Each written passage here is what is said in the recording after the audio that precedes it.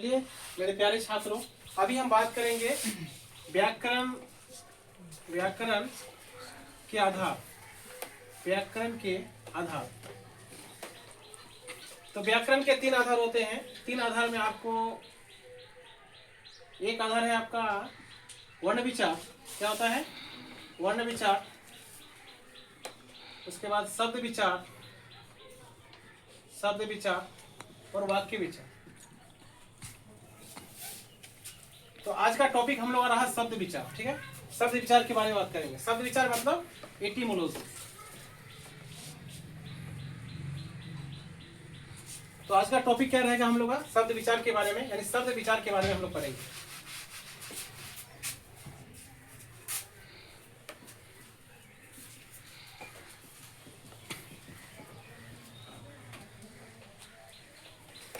तो शब्द विचार में पहले बताइए कि शब्द क्या होता है। तो मैंने बताया कि शब्द जो है 2 वर्णों के सार्थक समूह या व्यवस्थित समूह जिसका कोई अर्थ निकलता है।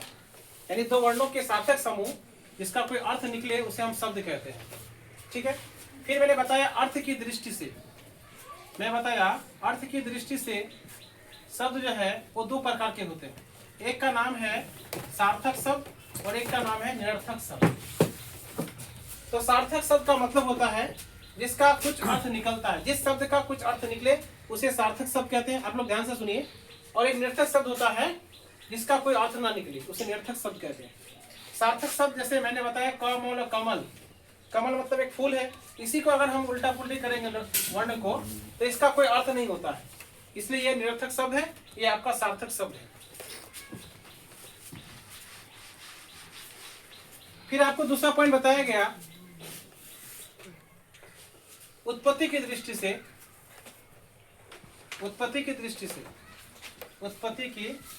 शब्द 4 प्रकार के होते हैं। एक का नाम है तत्सम, तद्भव, देशज और विदेशज। तो तत्सम को बोलते हैं संस्कृत वर्ड, यानी ऐसे शब्द जो संस्कृत के ज्यों का त्यों हिंदी में ले लिए गए हैं उसे तत्सम कहते हैं, इसलिए संस्कृत वर्ड, इसको इंग्लिश में संस्कृत वर्ड कहते हैं।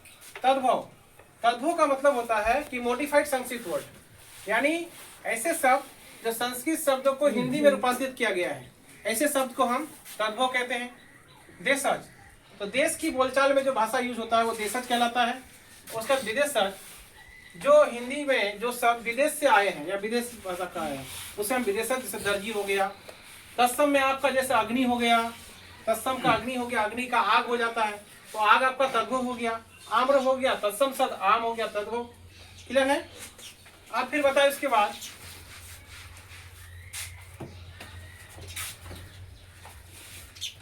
रचना। उससे पहले बताए संकर शब्द जो 2 भाषाओं के शब्दों से मिलकर बना होता है। 2 भाषाओं के शब्द से मिलकर बना होता है उसे संकर शब्द कहते हैं। 2 भाषाओं के जैसे मैं बताया रेलगाड़ी जो है, यहाँ पर रेल प्लस गाड़ी। रेल आपका अंग्रेजी शब्द है, गाड़ी आपका हिंदी शब्द है। ये अंग्रेजी शब्द है और ये आपका हिंदी शब्द है। तो 2 भाषाओं के शब्दों से मिलकर बना है रेलगाड़ी, इसलिए रेलगाड़ी आपका संकर शब्द है। उसी तरह आपको मैं बताया टिकट घर। टिकट आपका अंग्रेजी वर्ड है जबकि घर आपका हिंदी वर्ड है। तो यहाँ भी 2 शब्दों से मिलकर बना, 2 भाषाओं के शब्दों से, इसलिए टिकट घर जो है आपका ये संकर शब्द है। उसके बाद मैं बताया रचना की दृष्टि से या बनावट की दृष्टि से। रचना या बनावट की दृष्टि से शब्द जो है वो 3 प्रकार के होते हैं। पहला शब्द जो होता है रूढ़ शब्द, फिर यौगिक शब्द, फिर योगरूढ़ शब्द। क्लियर है? रूढ़ शब्द क्या होता है? तो जिसको खंड करने पर उसका खंड सार्थक नहीं होता है। क्लियर बात है? सार्थक न हो तो उसे रूढ़ शब्द कहते हैं। जैसे नाक लिखे तो नाक को तोड़िएगा ना, इधर को, इसका मतलब कुछ नहीं होता है। जैसे आप कान लिखिएगा का, इधर नौ तोड़िएगा तो इसका मतलब कुछ नहीं होता है। ये आपका रूढ़ शब्द होता है। यौगिक शब्द होता है क्या? ये 2 शब्दों से मिलकर बना होता है, लेकिन इसको खंड करने पर इसका शब्द जो खंड होता है वो सार्थक होता है। यानी यौगिक शब्द को हम ये दो शब्दों से मिलकर बना है और दोनों को खंड करेंगे तो सार्थक होगा।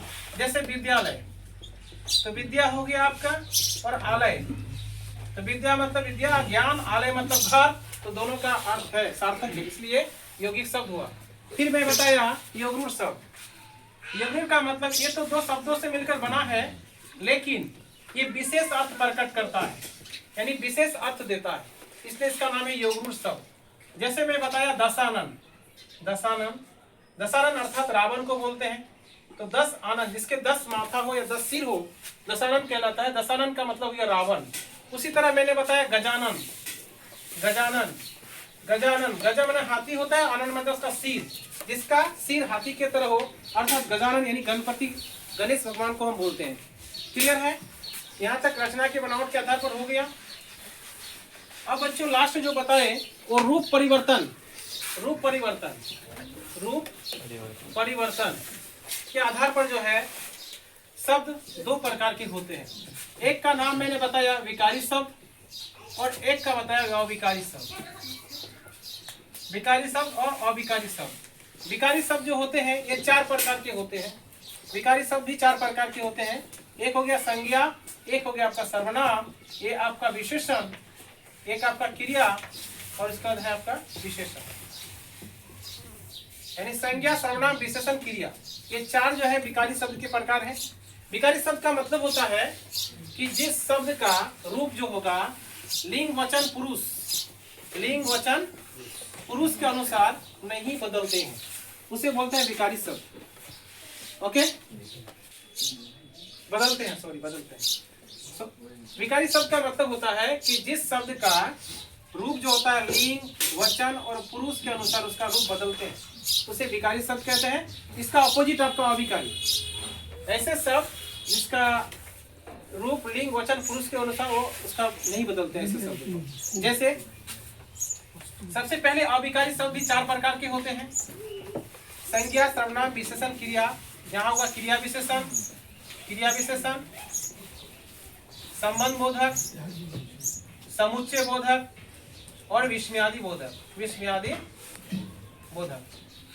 तो विकारी शब्द 4 प्रकार के, संज्ञा, सर्वनाम, क्रिया विशेषण, और अविकारी शब्द भी 4 प्रकार के, क्रिया विशेषण, संबंध बोधक, समुच्चय बोधक और विस्मयादि बोधक।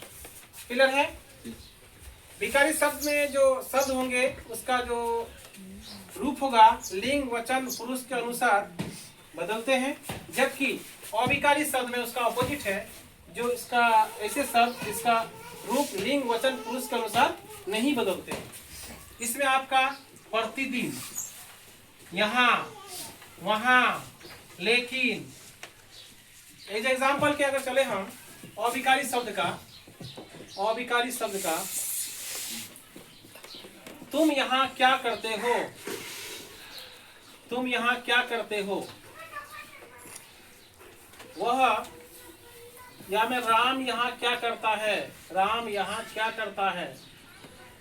तो यहाँ पे देख रहे हैं हम लोग तुम सर्वनाम है और यहाँ भी यहाँ लिखा हुआ है, ये राम संज्ञा है, यहाँ भी यहाँ लिखा हुआ है। ये जो है इसका रूप नहीं बदल रहा है, जबकि यहाँ जो है लिंग बदल रहा है। यहाँ पे ये सर्वनाम है, यहाँ पे राम है, राम आपका संज्ञा हो गया, तो इसलिए ये कौन सा शब्द होगा? अविकारी शब्द हो जाएगा। ठीक है? ठीक है, ओके।